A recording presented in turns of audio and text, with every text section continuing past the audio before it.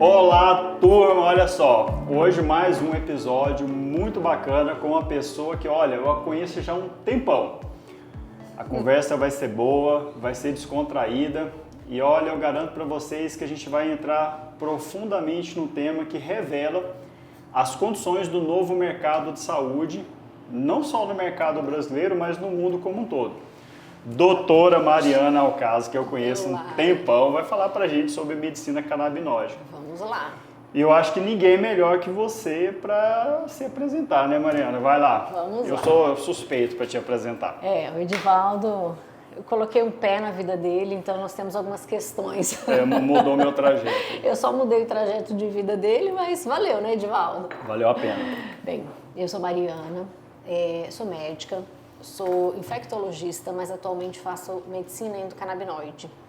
Eu fui enfermeira durante alguns anos e desisti da enfermagem porque, na verdade, eu achava que eu estava com poucas condições de fazer as coisas para os pacientes. E aí eu fiz medicina e essa sensação continuou. Eu tinha sempre a sensação de que os pacientes precisavam de mais, demais. E isso vem me motivando ao longo da minha carreira, que eu acho que, assim, realmente a gente pode ser enfermeiro, pode ser médico, a gente não faz tudo pelo paciente, a gente tem que trabalhar em equipe e tem que saber olhar profundamente para o paciente. Então essa tem sido minha trajetória aí de tentar mudar a minha forma de trabalhar olhando para o paciente. Não deixa de ser uma transição de carreira, né, Mari? Assim, se você pegar, poxa, primeiro enfermeira, depois médica infectologista, agora terapia endocannabinoide, ou seja, você gosta de mudança, né? Gosto de mudança. Nossa, eu sou inquieta. Então, eu gosto de mudança. Fala. Porque assim, eu conheço pelo menos as três principais, né? Quais outras houveram? Então, na verdade, minhas grandes mudanças. Saí de São Paulo, vim para Brasília. Eu acho que foi uma grande mudança de vida. A da enfermagem para medicina foi que é uma importante mudança, também, né? E foi uma mudança assim muito ousada, né? Porque quando eu desisti de enfermagem, eu era casada, tinha filho pequeno, então assim, era muito arriscado, né? Começar tudo de novo. Mas deu certo.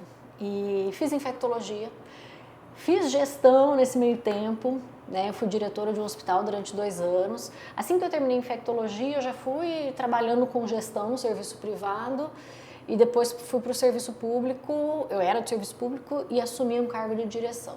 Então também foi uma mudança, onde eu já fui, né? E depois decidi largar tudo isso e partir para a medicina endocannabinoide. Cara, sabe uma coisa que é bem legal? Assim, até pouco tempo atrás, eu tinha ainda todos os livros que você me deu. Olha, que bom! Todos, aqueles de cirurgia oncológica, terapia infusional, todos. Que legal! Aí eu dei uma digitalizada dentro de casa, tirei muita coisa, porque tinha muito livro lá ocupando espaço. E aí eu acabei doando esses livros para uma instituição de saúde, doei lá para o HUB. Uhum. Então, ou seja, conhecimento é um negócio bacana, né? Que você adquiriu, depois pegou, doou, adquiri, peguei, doei, e a gente vai circulando esse negócio. Mas, Mara, deixa eu fazer uma pergunta aqui que eu tô doido para começar perguntando. Vamos lá. Você migrou para, sei lá, você vai entrar em uma área que ainda está muito espinhosa dentro do mercado de saúde como um todo. Aí, existem restrições, vamos pegar assim do ponto de vista ética, legal, para o uso do cannabis hoje. E é até bom esclarecer, né? Quando a gente fala de terapia canabinoide, eu estou falando de maconha? Não. Então explica isso para a Sim turma e aqui. não. Ou seja, o cara que usa terapia canabinoide, ele é um chapado? Não é um chapado. Então explica isso aí, então. Então, a primeira coisa que a gente tem que desmistificar é isso, né? As pessoas pensam que vão numa médica que faz endocannabinologia. Eles imaginam que vão encontrar uma hippie. Eu acho que eu não tenho muita cara de hippie, né? Acho que não. E que é uma médica noiada, também não é. Medicina endocannabinoide, primeiro é ciência, tá? A gente vai estudar o sistema endocannabinoide e o que os fitocannabinoides vão promover nesse sistema. Então, assim, de fato, os medicamentos que a gente usa na terapia endocannabinoide são derivados da planta cannabis sativa. que é a maconha. Entendeu? Só que diferente quando você está falando do uso medicinal, que você vai ter um medicamento preparado com segregação dos componentes químicos, que você vai colocar ali o que você quer, você vai extrair da planta os componentes que você quer de acordo com os efeitos terapêuticos que você deseja. Então, isso é o medicamento. A maconha fumada, que a gente chama de uso adulto, uso recreativo, o que que é? Você pega a flor da maconha, tá? E vai, né, preparar ali o baseado, o cigarrinho e vai consumir tudo que tem dentro dela. Só que dentro dela a gente tem uma quantidade muito grande de THC, que é um componente, um dos fitocannabinoides. Esse THC vai te deixar chapado. É ele que deixa o cara lá ligadão. Entendi. Os medicamentos da terapia endocannabinoide, a gente usamos o THC? Usamos, mas numa dose infinitamente menor do que se encontra no cigarro. Então, por exemplo, hoje no Brasil, nós temos autorização da Anvisa para usar medicamentos que tenham até 0,3 miligramas de THC. 3 miligramas. Num baseado, você tem 1 grama. Então, é muito mais. Então, esse medicamento não vai dar barato. Ele tem outras funções, né? Essencialmente, é o canabidiol, a molécula que a gente mais usa. Usamos outras moléculas, mas não vai dar barato. A não ser que você use um produto que realmente tenha uma concentração maior de THC, mas você também não vai usar para dar barato. Você vai usar para quadros de dor, né? É muito importante para quadros de dor, para insônia, tem outras indicações. Pacientes em quimioterapia, mas aí é uma situação diferente do que você ir lá e usar um baseado. Mas eu quero entrar nesse assunto contigo lá na frente. Mas eu queria que você me falasse um pouquinho sobre essa questão legal mesmo, sabe? Porque eu não sou um especialista no assunto, mas quando eu pego a história, né, da terapia como um todo, ela não começou agora, ela já tem um bom tempo. Né, inclusive que antecede muito a gente. Exatamente. A gente estava até falando sobre isso há pouco, né? Mas do ponto de vista legal, assim, porque eu vejo que ainda tem um desafio enorme ainda para superar, não só do ponto de vista de legislação, e aí eu acho que tem que regular mesmo, porque se a gente pegar a diferença do medicamento e do veneno, a dose e concentração. Exatamente. Né? Então, o que se tem feito até agora são pesquisas, estudos que eu percebo muito no sentido de qual que é o limite tolerado e necessário para cada tipo de patologia, cada tipo de doença diagnóstica. Mas ainda tem muita questão ética, né, Márcia? Se eu ver assim, quais são esses impactos mesmo do ponto de vista ético e legal que a terapia canabinoide tem no mercado, principalmente saúde brasileira, que eu acho que é mais conservadora assim, com relação. Então, hoje, assim, para a gente usar a terapia canabinoide, a gente precisa da liberação da Anvisa, né? Então, assim, até nós temos duas RDCs, né, que regulamentam a aquisição do remédio. Então, a gente trabalha de acordo com essas duas portarias. O que acontece? Enquanto medicamento, nós estamos autorizados a prescrever, tá? É uma prescrição médica. Não se pode ir numa farmácia e comprar um frasco de canabidiol, tá? Isso não pode. O cara não pode sair ali na farmácia comum e comprar. Não, e nas farmácias comuns, tem disponível? Tem disponível. Eles seguem uma RDC, que é a RDC que fala sobre a distribuição farmacêutica, né? Dentro das farmácias. Então, qualquer farmácia que você vá aqui, você, com a receita azul, você consegue comprar a medicação ou importar, que tem uma outra RDC que fala, né, uma outra resolução que fala sobre isso. Em termos legais, eu não posso consumir a maconha, o baseado, eu posso consumir o remédio prescrito por um médico. Do ponto de vista ético, não existe nada que te impeça, porque é uma medicação. Tá? Ele, ainda que seja classificado como nutrofarmacêutico, ele tem efeitos terapêuticos, usado numa posologia, numa condição que visa a resolução de um quadro clínico, um quadro de saúde. Então, você tem a liberação para usar.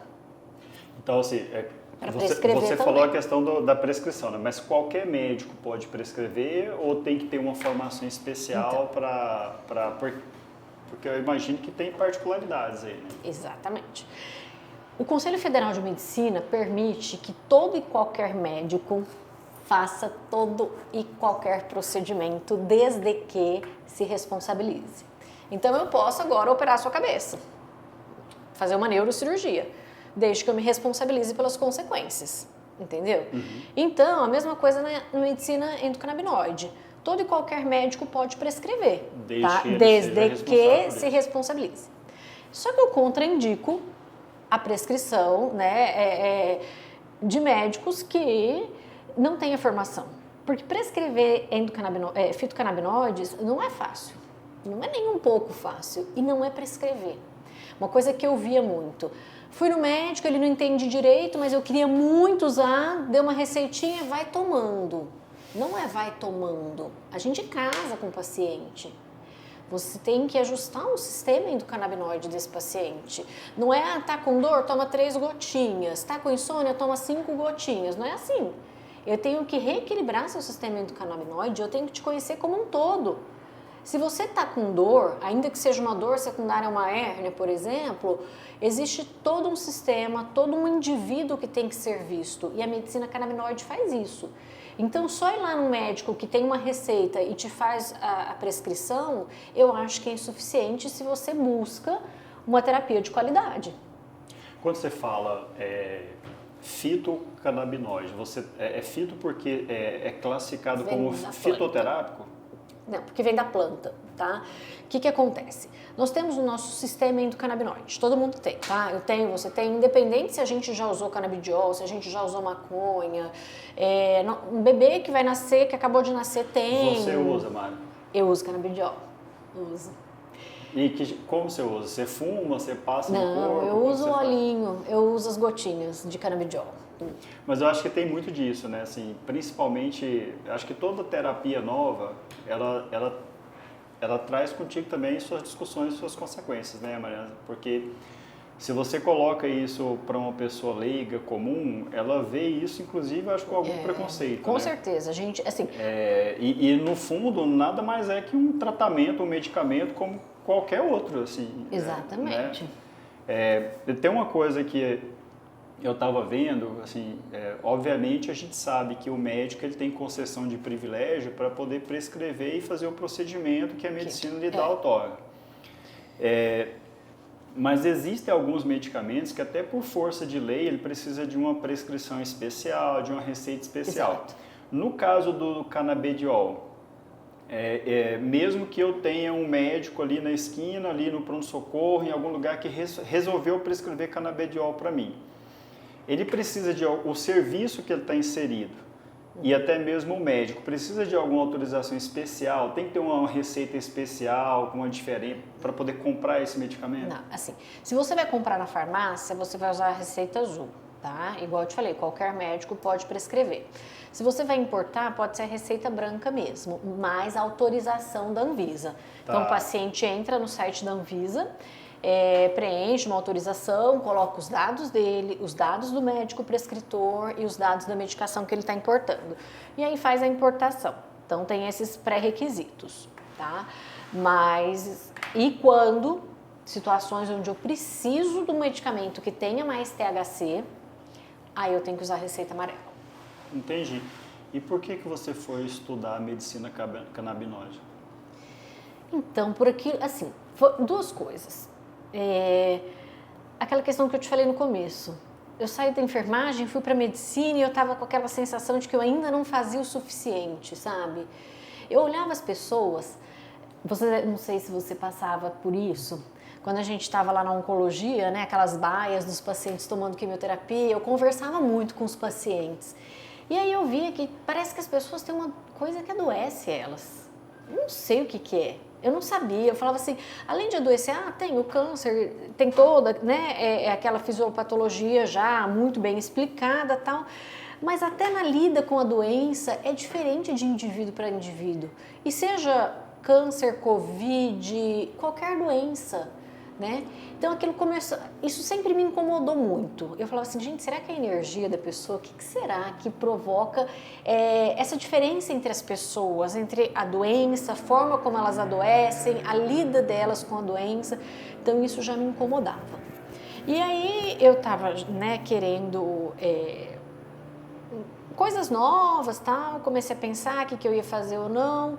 E uma outra coisa que chamou atenção era no meu consultório de infecto, as pessoas chegavam assim, eu tenho herpes de repetição. Eu vim aqui para investigar minha imunidade baixa. Fazer todos os exames, imunidade ótima, entendeu? Mas a herpes estava ali, não sarava. Orientação, você faz lá o antiviral, a profilaxia e tal, mas melhora a qualidade de vida, exercício físico, boa alimentação, trabalhe suas questões, trabalhe você. Esse é o grande segredo da qualidade, da melhora da imunidade.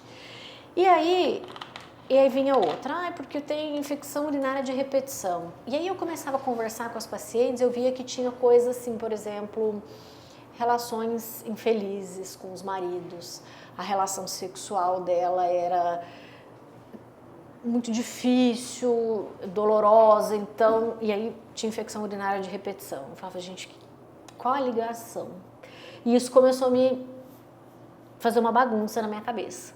Falei, gente, tem algum fator de adoecimento aí escondido. Qual é? Entendeu? Qual é? Eu não sabia. E aí um amigo falou assim, por que você não vai fazer terapia canabinoide? Eu falei, não tem nada a ver comigo, eu não entendo nada, entendeu? Não sei nada. Aí comecei a procurar, pesquisar, resolvi fazer. Comecei como você começa um curso, assim, mas não era um curso que eu desejava. Comecei. Gente, foi um encantamento, assim, uma coisa. Sabe quando você fica viciado em estudar? Eu só queria estudar aquilo, Eu devorei meu curso. Eu fiquei, assim, enlouquecida.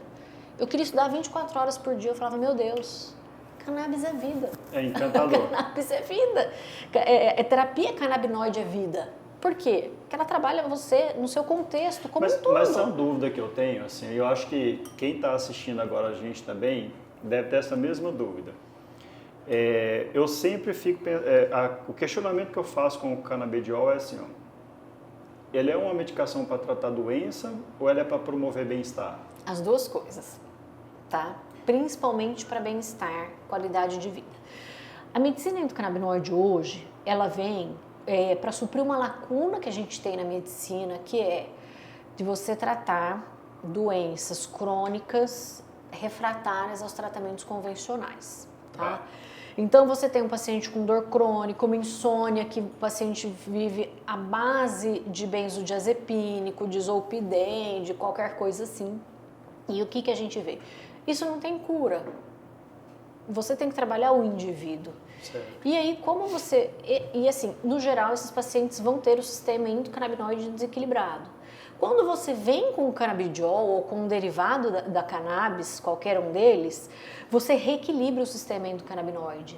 Então, nesse momento, você está, de alguma forma, tratando, tá? E, por outro lado, trabalhando com bem-estar, qualidade de vida. Mas você tocou num ponto que eu também tenho dúvida e eu tenho certeza que outras pessoas também têm. Uhum. Quando você fala da interação do cannabis com o sistema endocannabinoide, o que é esse sistema endocannabinoide? É tudo. Então, mas explica aí, o que é assim? Sistema endocannabinoide é um sistema como o sistema nervoso, o sistema digestivo, que a gente tem, tá? Eu tenho, qualquer um tem, um bebezinho tem. Há 5.000 anos, os humanos que viviam já tinham um sistema endocannabinoide, tá? Ele é um sistema composto por receptores canabinoides, tá? E por endocannabinoides. Quando você fala receptores, você fala neurônios ou receptores nos neurônios, receptores celulares. Os do tipo, tem 2 tipos principais e estão descobrindo outros. Os receptores do tipo 1, receptor canabinoide tipo 1, eles estão mais no sistema nervoso. Os receptores do tipo 2 estão mais no sistema imunológico. Então a gente já começa a falar, sistema nervoso, sistema imunológico. Aí começa a casar e você começa a chegar lá naquela minha questão. Lá no infecto, né? Lá no infecto, por que essa doença fica nessa pessoa dessa forma, porque, enfim. E esse sistema endocannabinoide, ele tem os receptores, ele tem moléculas, tá? Ele tem substâncias produzidas pelo nosso organismo que são endocannabinoides. São moléculas semelhantes às dos fitocannabinoides, que são os canabinoides extraídos da planta da cannabis sativa, ou da índica, enfim, da cannabis. Essas moléculas, elas vão se ligar nesses receptores e nós temos as enzimas de degradação, que vão quebrar essas moléculas depois que elas fizeram um efeito. Só que é um sistema sutil que desequilibra muito fácil, tá?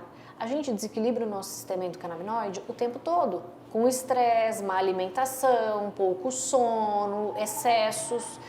E o sistema endocannabinoide, ele é um sistema de homeostase, tá? Ele interage com todos os outros sistemas do seu organismo, com todos os sistemas, principalmente com o sistema nervoso, tá? Ele é capaz de modular a liberação de neurotransmissores. Então, ele trabalha com o sistema endócrino, neurológico, imune, né, imunológico, com tudo. Sistema gastrointestinal, porque ele é como se fosse um maestro, tá? Cara, você tá falando assim, minha cabeça foi lá no bevacizumab, você acredita? Eu não sei se você lembra ainda, na época da onco, você lembra quando o bevacizumab foi lançado como um fator de inibição do crescimento endotelial, de angiogênese, né? Ele começou sendo usado para todo o protocolo de tratamento oncológico, você tinha mais bevacizumab. Mais bevacizumab, 8, 10 anos depois, as pesquisas de fase 4 começaram a perceber que a entrega de desfecho clínico com o bevacizumab na resposta ao tratamento antineoplásmico não era tão eficiente quanto se imaginava nos estudos de fase 3. Né? Será que a galera não está cometendo esse mesmo, vamos dizer assim, deslize científico? Não, Mário, porque assim, ó, quando eu pego os relatórios, aí eu acho que também não tem tanta coisa na literatura hoje, eu vejo a sensação que eu tenho da fisiologia e da disponibilidade da química, ou seja, da droga como um todo, a sensação é que parece que eu vou usar e vou prescrever canabidiol para tudo, que ele encaixa em tudo, né? Mas será que realmente ele encaixaria em tudo? Assim, será que a gente não precisa, do ponto de vista clínico, científico, avançar mais no ponto? Porque eu não tenho dúvida que, pelos estudos que já existem, que a gente olha a ansiedade, a dor, doenças neurológicas, inclusive, são tratadas. Mas, por exemplo, quando eu pego náusea mesmo, a aplicação para náusea ainda me parece algo ainda meio confuso ainda, né? Como que é isso, assim, quando você pega as pesquisas científicas que dão sustentação, porque no fundo a prática clínica é isso, né? Ela está sustentada em alguma coisa. Como que é isso, assim, do ponto de vista clínico? Então, nós temos já bastante estudos robustos, tá? Com boa qualidade metodológica, que indicam, sim, a terapia canabinoide para algumas doenças. Mas não é essa panaceia. Eu não posso usar para tudo. Tem algumas indicações clássicas. Então, por exemplo, para epilepsia é uma indicação clássica com boa resposta, fibromialgia, e isso tudo vem justificado pela fisiologia e pela fisiopatologia dessas doenças, tá? E hoje em dia, dentro da medicina canabinoide, a gente fala muito da medicina translacional. O que é isso? Eu pego o conhecimento que eu tenho em laboratório e tento aproximar ele da reprodutibilidade na população de uma forma mais rápida. Entendi. Entendeu? Porque você sabe os benefícios, você entende da fisiopatologia, você entende da parte genética e você aproxima o remédio do seu paciente, da sua população. Então, a gente trabalha muito com essa característica. Agora sim, é usado para tudo, talvez daqui a alguns anos a gente descubra que não. Será? Porque esse remédio é usado há 10 mil anos e continua sendo usado. Lógico que há 10 mil anos não tinham pesquisas científicas, mas os povos nunca deixaram de usar. Se você vai para a Amazônia, se você vai para alguns lugares, para outros países, ela é usada ainda de uma forma... Ela é usada ainda não, né? Ela vem sendo usada de uma forma terapêutica há muitos anos. Então, eu acho que se ela tivesse que, como uma outra droga, cair por terra, entendeu? E isso já aconteceu, isso já teria acontecido. As pessoas já teriam adoecido por usar a maconha. E a gente não vê isso. Não, mas tem estudos que mostram que quem usa maconha com índice muito alto de THC tem perda substancial de formação de novos neurônios. Mas ele usa cigarro, ele não usa o remédio. Não, tudo bem, mas, mas tem, assim, porque é o tetrahidrocannabinol, né? Tetrahidrocannabinol. Isso. É porque ele usa, igual eu te falei, enquanto a gente usa 0,3 miligramas, 3 miligramas, outro usa 1 grama por dia, vários gramas por dia. Então, acho que é até bom para explicar para a turma ali que gosta do cigarrinho. Ixi. Porque assim, eu acho que existe uma grande diferença do canabidiol e do tetrahidrocannabinol, né? Assim, porque eu acho que o que você está colocando para a gente é que, Edivaldo, assim, a planta oferece uma farmacopeia ali, um extrato que dá para virar medicamento. Vários medicamentos. Mas que existe uma concentração e uma dose que precisa ser...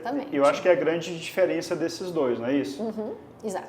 Então, o que acontece? Você tem a planta e dela você vai extrair os compostos, tá? Então, o principal que a gente usa do ponto de vista médico é o canabidiol, tá? Usamos muito o THC, mas em nichos mais específicos de pacientes. Isso em concentração adequada a cada paciente. Por isso que eu falo, não é em qualquer médico pegar uma receita de canabidiol e usar.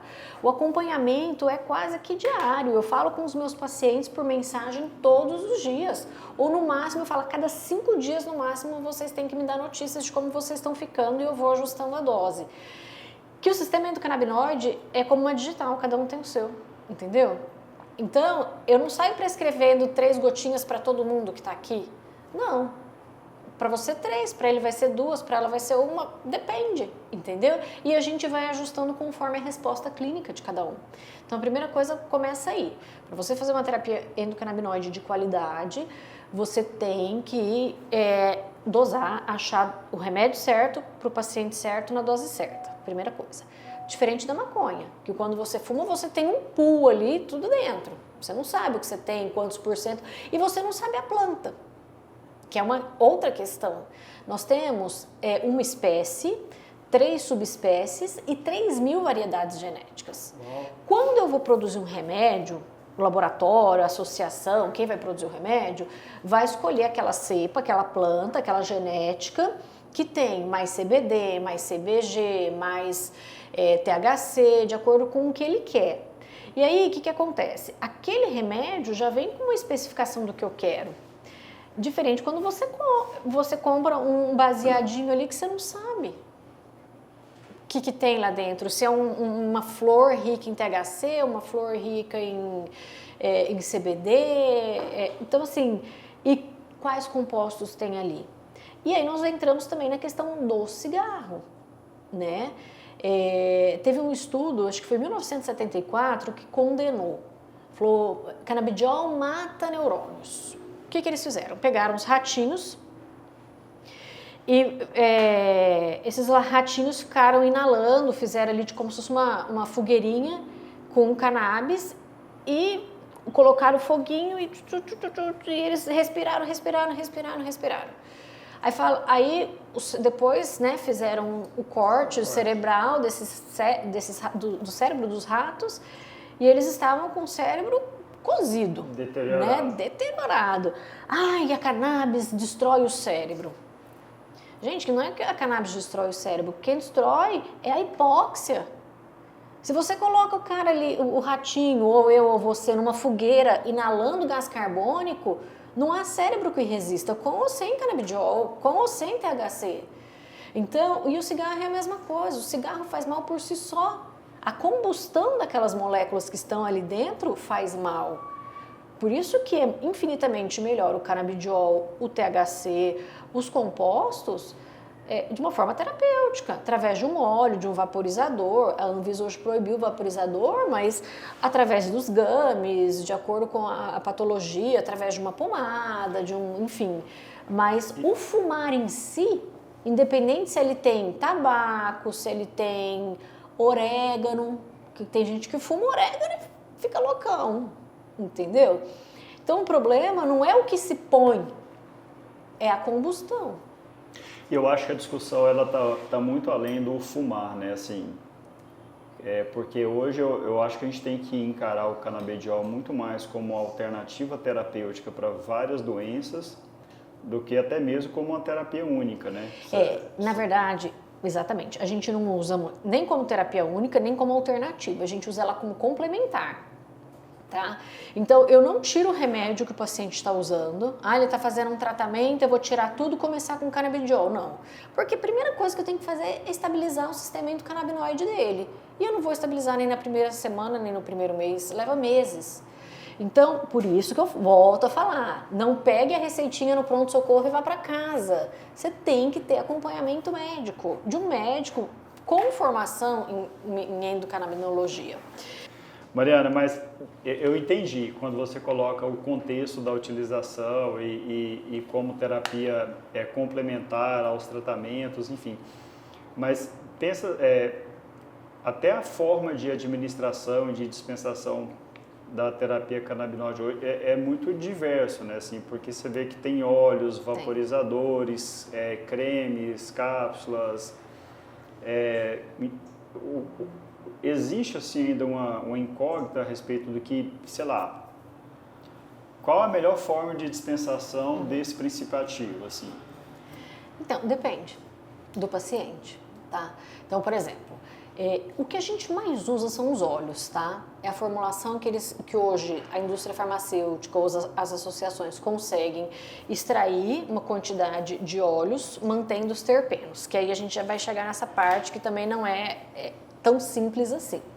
Mas a gente já conseguiu pegar essas formulações oleosas e transformar em supositório, óvulo vaginal, excelente para mulheres com endometriose, que tem implante de endometriomas na região pélvica. É um analgésico extremamente potente, um anti-inflamatório extremamente potente. Então, a via retal ou vaginal é excelente. Temos, principal é o óleo, mas temos algumas cápsulas, geralmente são formulações mais elaboradas, que aí torna a molécula hidrossolúvel, acabam sendo até um pouco mais caro. Tem gel, tem pomada, tem creme, usado muito em atletas, nas Olimpíadas usaram muito, né? Porque a recuperação muscular com o canabidiol é fenomenal. Ele atua na placa neuromuscular, ele atua na musculatura. Então, assim, desde as Olimpíadas de Tóquio já estava liberado. Essa Olimpíada também, né? Nessas Olimpíadas eles usaram... Eu vi que ele ajuda, parece que na redução da resposta inflamatória. Exato, ele é um anti-inflamatório, é um potente anti-inflamatório o canabidiol, né? Então, ele tem várias apresentações, tem balme, tem sabonete, olha, o que existe de formas farmacêuticas para outros remédios, existe para o canabidiol. Eu acho bacana, assim, porque... Eu acho que primeiro tem que acabar com esse preconceito do canabidiol, né? Porque uma coisa é a maconha e da forma que sempre foi, e eu acho que isso aí tá para lá, já foi. Mas eu acho que a terapia com o canabidiol hoje, pelo menos do ponto de vista científico, ela tem se demonstrado muito eficiente em muitos casos, né? Sim. Se a gente pegar assim, independente. Mas mesmo assim... Mário, eu acho que tem na cabeça lá do outro lado, assim, que, poxa, será que se eu usar isso eu vou ficar viciado? Sabe, vamos pegar aqui o uso da morfina. Pacientes com... vamos trazer de novo para... paciente usa morfina, daqui a pouco ele tem diversas complicações. Ele para o trânsito intestinal, reduz a velocidade intestinal, aumenta... Depressão respiratória. Um monte de problema. Exatamente. Né? Então, assim, eu vejo que tem muito estudo, tem se aprendido bastante a respeito do canabidiol, mas quais são as complicações que mais chamam a atenção hoje do profissional, principalmente médico, no manejo desse paciente na sua jornada de acompanhamento hoje, por exemplo? Então, no início do tratamento, a gente pode ter efeitos adversos assim, muito sutis. Por exemplo, pode acelerar o trânsito intestinal porque é uma formulação mais oleosa, só por isso. O paciente pode ficar um pouquinho mais sonolento, porque ele dá aquela acalmada, tá? Ele não chumba, mas 2, 3 dias o paciente já está bem, tá? Alguns pacientes que tomam outras medicações podem ter interação medicamentosa, por isso que o médico prescritor tem que ter domínio do que ele está prescrevendo, gente. Não é só sair e prescrever canabidiol, tem que saber interação medicamentosa, tem que saber o que ele pode provocar no indivíduo, tá? Mas em geral são poucos efeitos. Em termos, vicia, não vicia? Não é para viciar. Se bem acompanhado, não é para viciar. Primeiro mas quem porque vicia, a gente... o THC ou o CBD? Sim, quem tem o maior potencial de dependência é o THC, que a gente usa numa dose mínima, que não é para viciar. Agora, o que a gente tem de relatos, né, de dependência são mais pacientes já com algumas alterações psiquiátricas que têm tendências mais de vícios. Agora, por outro lado, a gente tem estudos, inclusive na UNB, um estudo extremamente bem feito, mostrando o uso do canabidiol para tratamento de drogadição. Então, o uso do canabidiol tem sido usado para pessoas que estão, né, em tratamento para deixar de usar crack, usar cocaína, essas outras drogas. Eu acho que tem muitas barreiras, né, assim. Essa conversa não é fácil em lugar nenhum. Dentro da minha casa, quando eu falei que eu ia fazer isso, você vai virar maconheira? Opa, parou, gente. Ignorância não. Vocês são irmãos, falei para meus irmãos, né, vocês são irmãos da médica que vai estudar medicina canabinoide. Você não pode falar que você é maconheiro, que você vai mostrar que você é ignorante. Pelo amor de Deus, vocês não podem errar. Comecei dentro de casa já, né? Mas no meio médico também é difícil. Os pacientes têm medo, né? Os pacientes, às vezes tem constrangimento, porque durante a consulta, na anamnese que a gente faz, é uma anamnese bem rica, eu tenho que perguntar se ele já usou, tá? Porque se ele usou e teve uma bad trip, eu sei que eu não posso usar THC. Então tem que saber muita coisa do paciente. Então eles ficam, doutora, mas eu nunca usei, olha, eu quero usar por conta da minha dor disso, mas olha, eu nunca fumei. Eu falei, não, aqui não tem julgamento, isso não me importa. Importa se o meu remédio vai te fazer bem nesse momento, tá? Como uma terapia complementar. Mas entre os médicos eles acham que não... E tem médico que fala assim, não, eu acho que é bom para Alzheimer, eu acho que é bom para isso, para aquilo. Eu falo, pois é, para o seu paciente, né, os seus pacientes que têm... Não, para o meu não. Esse aqui não vai resolver com canabidiol. Eu falei, por que não? Aí entra mais o porém. Eu falei assim, mas se você fala que ele é bom para dor, o seu paciente tem esse quadro de dor, por que para o seu não é bom? Entendeu? Então, assim, ainda a gente é novo, né? Se você for ver, faz 10 anos, nós estamos completando 10 anos da liberação da terapia canabinoide no Brasil. É um bebê. Não, até agora há pouco, né? Alguns meses atrás aqui ainda a discussão era muito grande. Nós somos um país do terceiro mundo. O nosso nível intelectual, por mais que a gente esteja falando na classe médica, não é do mais elevado. Não estou falando que as pessoas são burras, tá? Não, cuidado mas com quando a a gente interpretação. olha até mas eu falo dados, assim, você pega São Paulo. Você tem médico que fala para o paciente não tomar remédio psiquiátrico, entendeu? Você não vai tomar esse remédio porque vicia. Eu acho que não é assim. Ele é médico. Se o paciente está com uma depressão, se ele está com alguma coisa, ele tem obrigação. Cara, mas tem umas coisas assim que chamam a atenção, né? Por exemplo, até um tempo atrás, agora não sei se mudou, Brasília era o maior consumidor de Ritalina do país. Não sei se porque que tem muito concurso público e a turma não quer perder o foco e aí exagera um pouco na Ritalina, né? Então, mas você sabe por quê também? Não é só para estudar. É porque dá um barato louco se você consumir com álcool ou com algum outro tipo de coisa. Então, é a droga da balada. Tem tráfico de Ritalina em Brasília. Em outros lugares deve ter também. Mas, e eu sei de gente que dava receita amarelinha para a pessoa comprar uma caixa de Ritalina. E aí ele vendia Ritalina para os colegas para balada. Eu fico assim... E aí vem falar da maconha, né? E nós não estamos nem falando da maconha, nós estamos falando do canabidiol. Uma terapia alternativa, complementar para várias... E eu acho que tem que separar mesmo, né? Você acha que canabidiol é uma coisa, maconha é outra. Né? Acho que o que está regulado aqui é o uso canabidiol. Do medicamento derivado da cannabis, o canabidiol, né? Associado ou não às outras moléculas que a gente extrai. Quando a gente pega os estudos, e principalmente estudos de mercado, olhando para medicina com o uso do canabidiol, a a gente já percebe que São Paulo já passou dos 30% já é a maior representação de mercado que existe hoje. A gente vê ali que Minas está beirando os 10% ali, tá chegando. Quando você pega o bolo total, representa 10% desse mercado. E Brasília hoje representa 4%.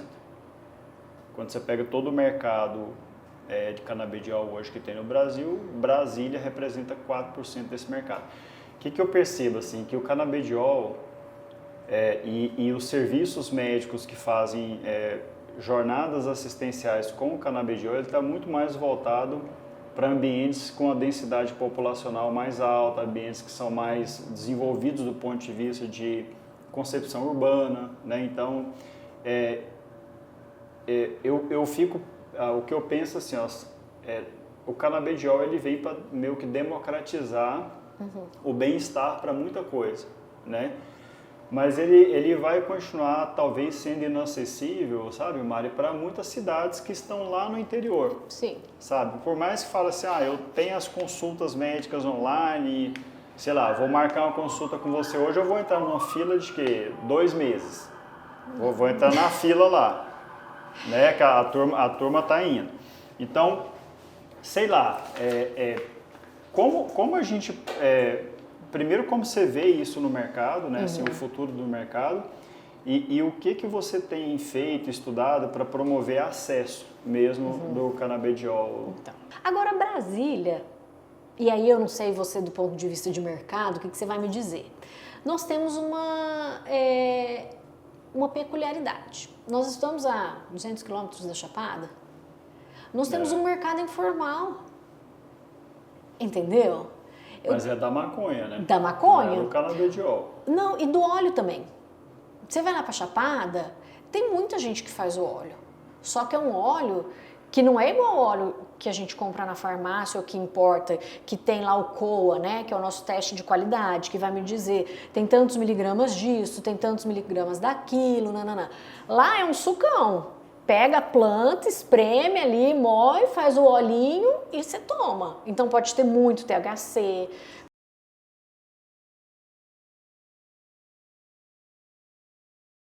Seja por micro-organismos, por metais pesados, que depende do solo. Então assim, mas muita gente toma. O que eu recebo, assim, a pessoa, eu queria tanto ir na sua consulta, nossa, eu vou marcar um dia com você, porque eu tenho isso, tenho aquilo. Eu falo assim, não, marca sim, vai ser bom pra você. Na verdade eu já tomo. Qual que você toma? Da Chapada. Então assim, eu falo, olha, eu não sei o que você tá tomando. Aí eles falam, esse aqui é bom. Eu falo, não sei o que tem aí dentro. Eu não sei. Tá tomando urina de rato lá e não sabe. Eu não sei. Esse é o problema. E Brasília, então, às vezes você fala assim, o mercado tem para crescer, tem gente para consumir, né, um remédio, uma terapia que tem, né, já tem evidência e está crescendo mais, mas eu também tenho um mercado paralelo. A gente já sabe que, independente dele transitar, ele por si só, uma vez desregulado, às vezes seja até pela falta, que a gente já está entrando naquele ponto assim, o gene que codifica a enzima que degrada os nossos endocannabinoides. Tá, pessoas que têm alteração genética, tal, nessa codificação, tal, vão ter uma deficiência, tal, que promove o desequilíbrio do sistema endocannabinoide. Então essas pessoas já se identifica que elas estão sujeitas a ter mais fibromialgia, ter mais ansiedade, síndrome do intestino irritável, enxaqueca. Então assim, o sistema endocannabinoide, gente, uma vez desequilibrado, ele vai provocar muitas condições de saúde. E hoje em dia a gente tem que tratar, tem que olhar para essas condições de saúde. Sim. Não tem mais como a gente fugir, porque senão daqui a uns dias a gente vai ter uma população... como é que a gente diz quando a população não é inutilizada, é uma população que não produz, improdutiva, porque ela tem muitas questões. Hoje em dia, a gente vê ansiedade nas crianças de 12 anos. E o nosso sistema endocannabinoide, igual eu te falei, ele é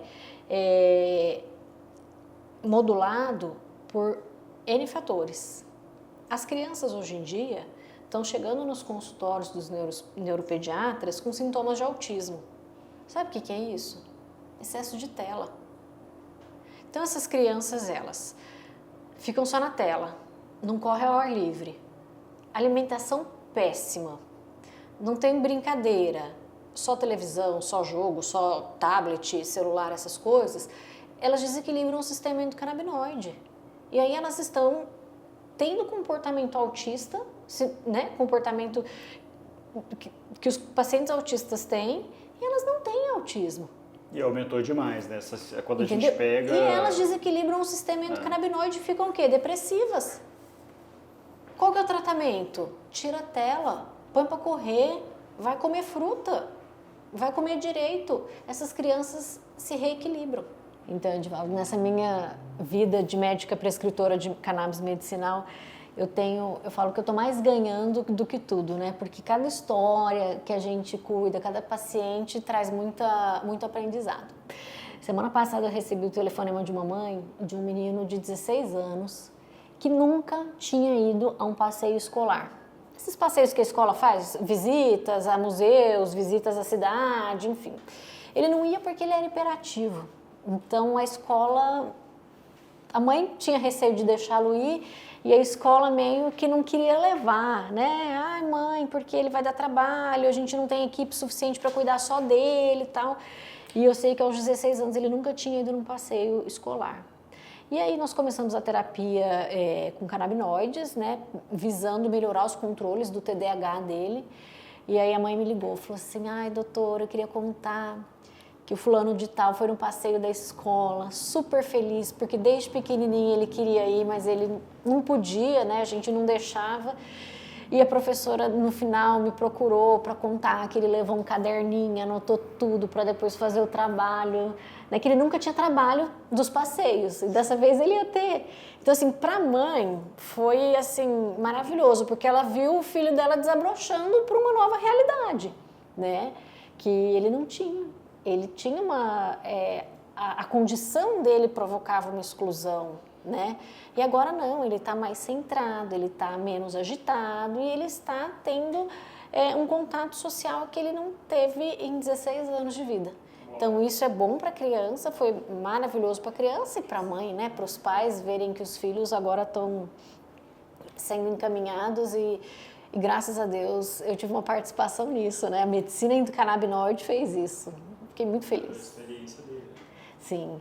E das pacientes com fibromialgia também, né? Que chegam chorando de dor, tem dor todos os dias da vida e voltam sem dor, voltam com qualidade de vida, fazendo atividade física, tendo vida social novamente. São dezenas e dezenas e dezenas de histórias que são emocionantes. Que conselho você daria, será, para quem quer usar o canabidiol e ainda tem medo? Primeira coisa, não precisa ter medo, tá? A gente não está fazendo nada de diferente, não é nenhum remédio experimental. A gente usa há mais de 10 mil anos o cannabis. Antes usava cannabis, hoje a gente já usa os compostos extraídos da cannabis, né? Que é isso, a medicina canabinoide. Não é um remédio, não é uma panaceia que vai servir para tudo. Tem algumas doenças específicas, porém é uma medicação que te ajuda a ter qualidade de vida, bem-estar, porque ela vai reequilibrar o seu sistema endocannabinoide. Mas eu acho que o grande conselho é, quando a gente vai falar de terapia canabinoide, a gente está falando do indivíduo como um todo, eu não estou usando só um remédio. Eu brinco, eu falo assim para os meus pacientes, não são gotinhas mágicas, tá? Ele vai te ajudar a se reequilibrar, vai te pôr em pé, mas a caminhada, ela é conjunta. Então você vai ter que olhar as suas questões, sua alimentação, sua atividade física, qualidade de vida, as questões que você tem, às vezes questões profissionais, questões pessoais. Se eu não trabalhar com isso, não adianta eu usar um canabidiol. Eu tenho que trabalhar em conjunto e é isso que eu procuro fazer com os meus pacientes. Ter uma visão global sobre eles, uma visão holística, uma visão onde eu integro tudo que pode comprometer o sistema endocannabinoide. E a gente vai organizando isso para promover alívio de sintomas, além de qualidade de vida e bem-estar. E assim, como entusiasta, Mariana, você é uma médica, mas também é uma grande entusiasta, né? O que você tem como desejo assim, de futuro para a terapia canabidiol? Você tem alguma coisa que te incomoda hoje? Você fala assim, Edivaldo, esse negócio eu quero ver resolvido ainda no futuro, assim. Eu acho que a primeira coisa, que aí a gente vai caminhar tranquilamente sobre as águas, é a questão do preconceito, da desinformação. Então, a gente tem que trabalhar com educação em saúde, a gente tem que trabalhar com essas questões sociais, políticas, né? Vamos desmistificar o que é terapia canabinoide do que é fumar maconha. Primeira coisa, eu acho que isso tem que resolver. Então, quando a gente desmistifica isso, quando a gente passa a entender a terapia como uma terapia que vem, né, com uma proposta muito importante, uma proposta robusta, uma proposta científica, né, de melhorar a qualidade de vida, melhorar sintomas, eu acho que fica muito mais fácil da gente trabalhar. Então isso eu acho que é o ponto-chave. Por quê? Por exemplo, hoje eu não consigo fazer pesquisa quase. Teve uma nova regulamentação e tal, mas para eu fazer pesquisa eu preciso do remédio. Eu não consigo remédio. Por quê? Ou tem que importar, ou, né, eu não posso plantar a cannabis para extrair um remédio, conseguir fazer um estudo. Então, assim, isso inviabiliza muito o avanço acadêmico. Então, isso eu acho que é questão, né, de preconceito, acho que isso tem que ser rompido. Bem, atualmente eu atendo em 3 lugares diferentes, tá? Mas eu tenho um agendamento direcionado.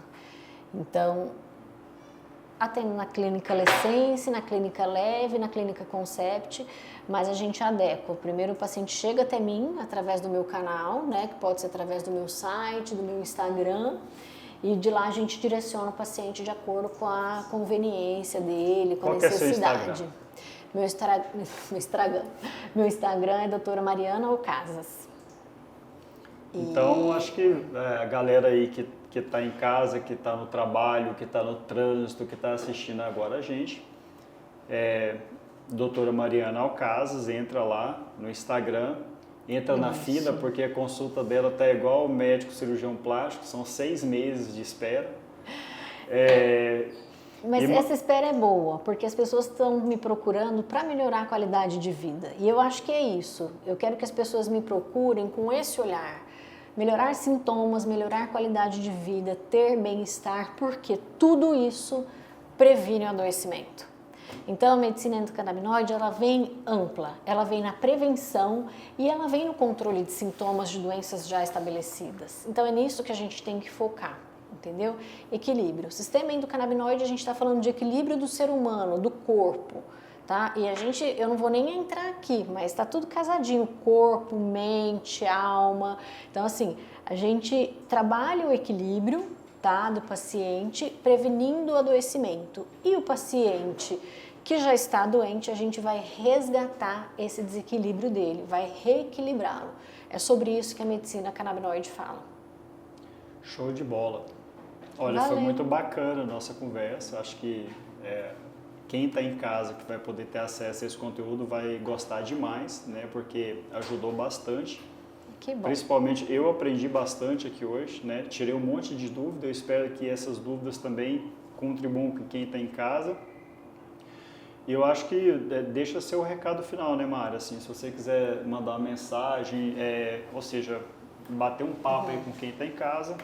Se despede aí da turma e se tiver alguma dúvida, algum comentário, vocês podem colocar aqui embaixo que a doutora Mariana vai responder. E, obviamente, se a galera engajar, a gente vai fazer o episódio 2. Então, assim, foi um prazer conversar com vocês, poder trazer um pouquinho sobre a terapia endocannabinoide. Hoje em dia eu acho que a gente mudou um pouco a visão da medicina. Como eu falei, né, no início da nossa conversa, eu sempre tive a sensação de que faltava alguma coisa, de que por mais que eu praticasse a medicina com zelo, com cuidado, com muito estudo, faltava alguma coisa. Eu descobri essa coisa que me incomodava, me intrigava, era o sistema endocannabinoide, que a gente pouco conhecia, vem conhecendo há 10, 20 anos. E uma vez desequilibrado, o sistema endocannabinoide leva a gente ao adoecimento, leva a gente a sintomas, leva a gente a perder a qualidade de vida, perder o nosso bem-estar. Então, assim, se você hoje vive numa condição onde a qualidade de vida já não é aquela esperada, eu acho que vale a pena a gente bater um papo, conversar, entender que a medicina canabinoide não é usar maconha, tá? Nós usamos derivados da mesma planta onde se extrai a maconha, mas nós não estamos falando em fumar maconha, não estamos falando de nada ilícito, nós estamos falando de remédios produzidos laboratorialmente, vendidos nas farmácias, que promovem o tratamento de doenças e o bem-estar, o reequilíbrio do nosso corpo para termos qualidade de vida. E a Saúde Global continua firme no propósito de contribuir com a transformação do mercado de saúde. Então, você que não conhece também ainda os serviços da Saúde Global, entra nas nossas redes sociais, acesse os nossos serviços. Se tiver dúvida também, pode mandar que a gente responde. E é um grande prazer estar aqui fazendo entrevistas e colaborando com o conhecimento de vocês. Um grande abraço, assistam, compartilhem. Se gostou, comenta, e se não gostou também pode comentar e venham conosco nessa jornada de transformação do mercado de saúde. Grande abraço e obrigado, Mari. Eu que agradeço, prazer falar contigo aqui hoje. Até mais, gente.